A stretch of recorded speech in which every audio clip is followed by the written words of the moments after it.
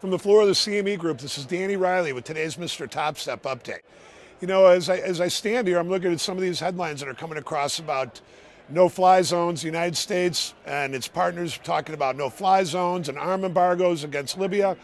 And while we're talking about, and as we're seeing this and talking about this, crude oil that was over $2 higher last night has sold off $2.60 and is right off its low as we talk. And in the S&P, what we're seeing is a continuation of kind of what we saw last Friday when we came up and talked about all these shorts being a little bit stuck. And we're not really sure that they're so little stuck. We think they're kind of big stuck. S&P opened around the 23.5 level, 1323.5 level. It made a low at 23 even and then made a high at 28.5. And the POMO came out, I think it was 6.7 billion.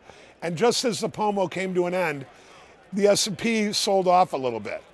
Now, the bottom line here is that we've got the unemployment figure this week, and people are going to start to adjust their sights away from all this hectic stuff that's occurred over the last couple of weeks. What we've always thought, and we continue to think, is that once the markets kind of regurgitate all these negatives that coming out of the Middle East, it'll do exactly what it's done over the course of the last 6 months. Take it and make good of it on the upside. But going into the end of the POMO, or even the Pitbull said this to me the other day, was that it may not be the first or second week of June. It may be even toward the beginning of May that this money flowing from the POMO and the support that it's giving the stock market may start to waffle a little bit. Now, you know what?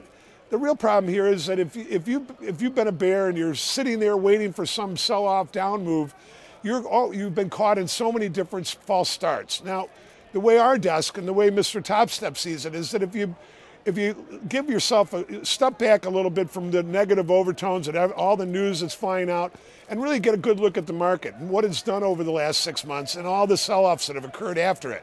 The sell-offs they do, whether they're 30 or they're 60 handles, it sells off and then the market rebounds, and that's what we're seeing here today.